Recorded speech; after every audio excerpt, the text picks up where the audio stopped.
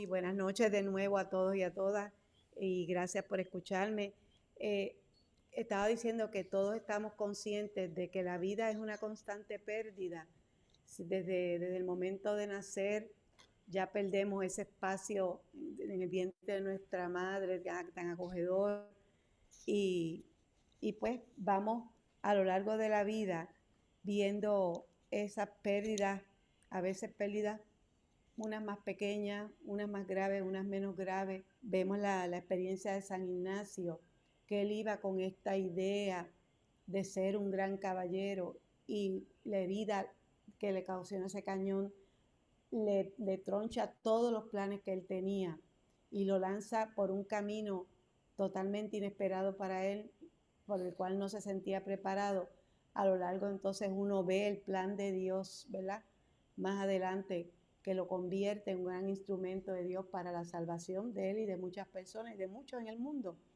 Pero esos dolores y esas pérdidas, hay dolores y hay pérdidas. Hay pérdidas que uno pues las tiene, sufre, pero sigue adelante. Pero hay pérdidas que calan bien hondo y siempre dejan una huella. Y eh, esas huellas se pueden convertir en grandes maestros si sabemos cómo bregar con esas pérdidas de la manera, ¿verdad?, que el Señor quiere. Lo primero que las pérdidas nos dicen es que no somos dioses, ¿verdad? El ser humano quiere estar en control, quiere tener la razón, quiere que todo el mundo le siga. Y las pérdidas nos demuestran que no estamos en control, que no somos nosotros los que tenemos. Yo a lo largo de mi vida me puedo sentir dichosa de que nací en un hogar sencillo, humilde, pero unos padres que nos dieron lo más importante, que es el amor de una familia. Y cuando me casé, mi esposo igual, también tuvo una familia así, pues yo tenía esta ansia de tener una familia, de tener 3 hijos, y ver, era como un sueño, éramos profesionales, pero la idea para mí era pues una familia.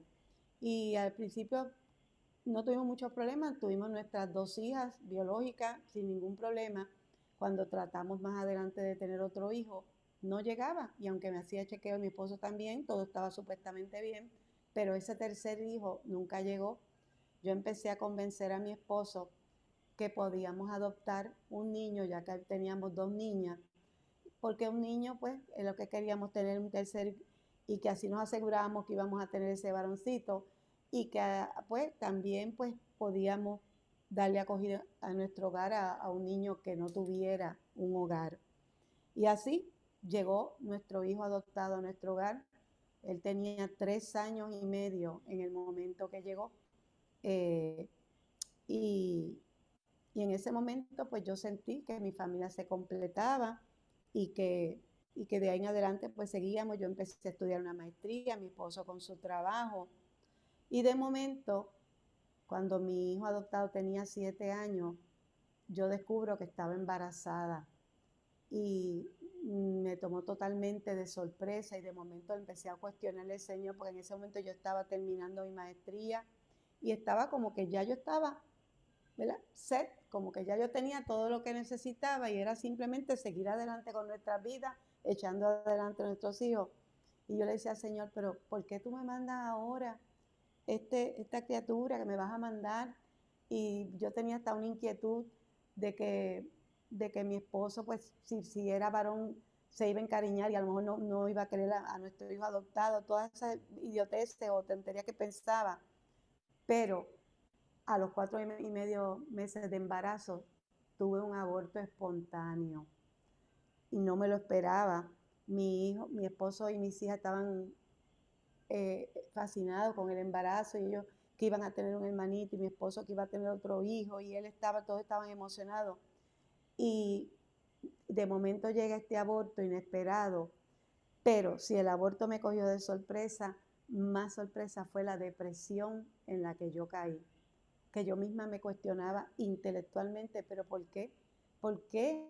Le cuestionaba a Dios todos los días, Señor, en lágrimas, en llanto, yo caí, o sea, yo me sentía en un hoyo donde yo me sentía que había perdido todo, y yo racionalmente decía, yo tengo todo, tengo a mi familia, tengo a mi esposo, tengo a mis hijos, tengo todo, porque yo me siento que lo he perdido todo. Nunca en mi vida había experimentado una cosa así y no sabía cómo salir de eso. Y en un momento determinado mi esposo me cuestionó y me dijo, mira, tú vas a tener que ir a un psiquiatra.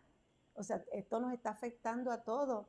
La maestra de mi hijo adoptado nos mandó a llamar porque mi hijo tenía muchísimos problemas y pues educativos, él recibió muchas terapias. La maestra me dijo, mira, yo sé que tú estás pasando por una situación difícil, pero tu hijo se está afectando demasiado con esto, tienes que hacer algo. Y yo pues consideré, debo entonces de ir a buscar ayuda psicológica, porque no entiendo por qué me está pasando esto, y le suplicaba a Dios todos los días.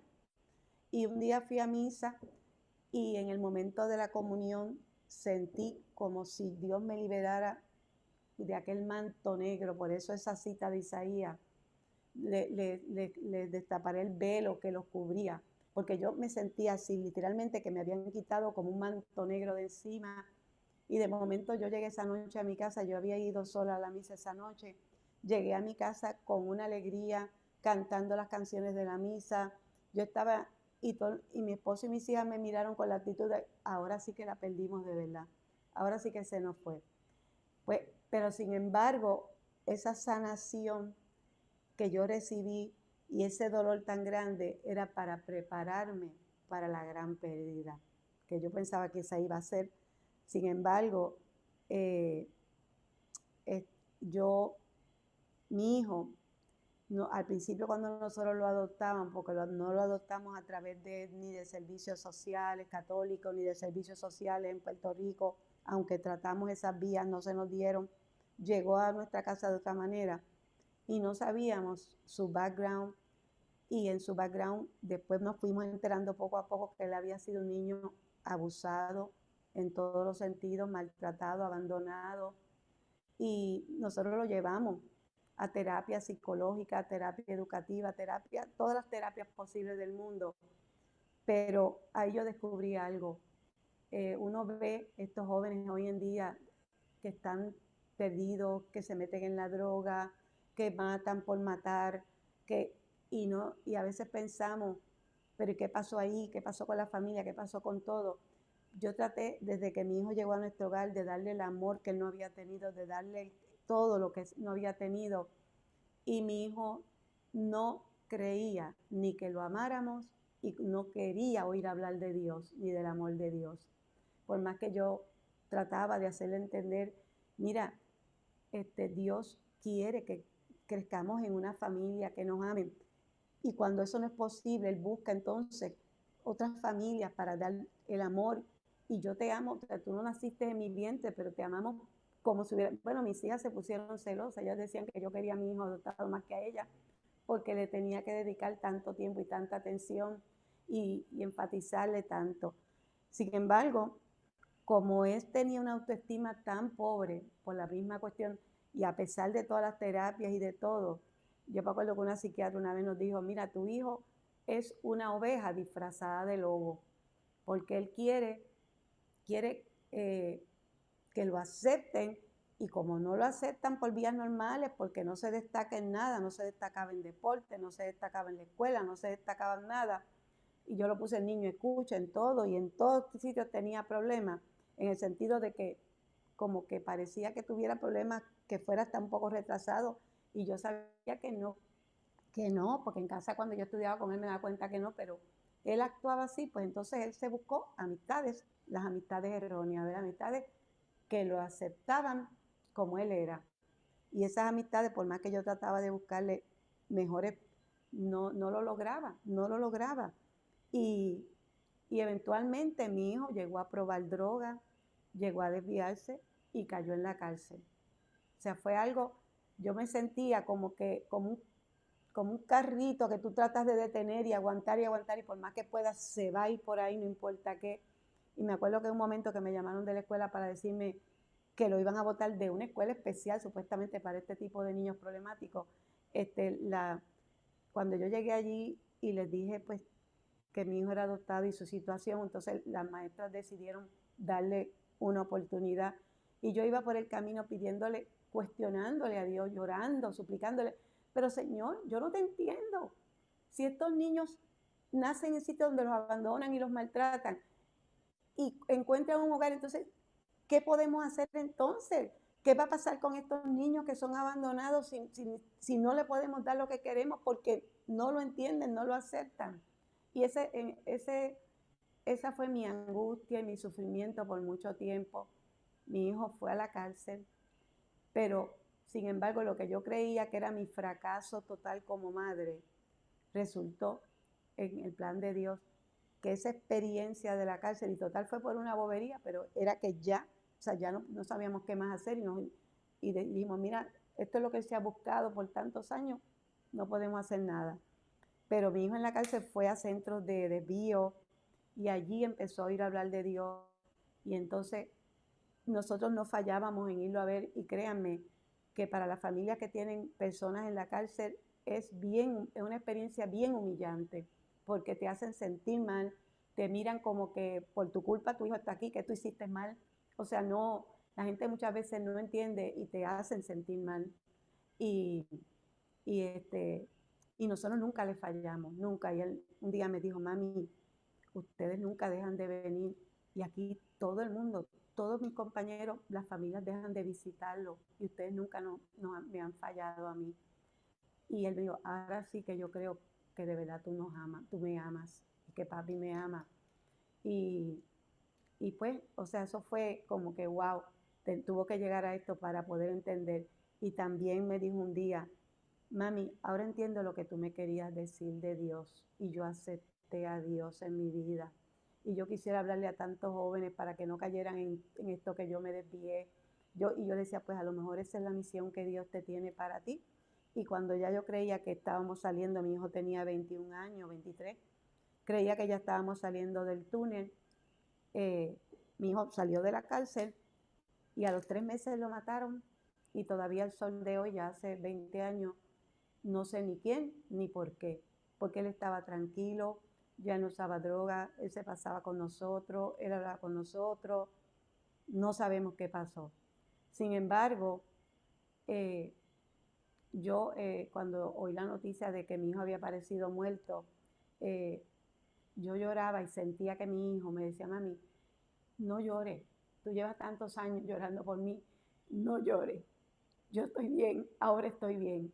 Yo lo sentí y después tuve varias experiencias donde yo sé que el Señor se lo llevó, porque a lo mejor si se quedaba, no se perdía y Dios no quería eso. Ya él había descubierto a Dios, ya había descubierto el amor y esa era la misión.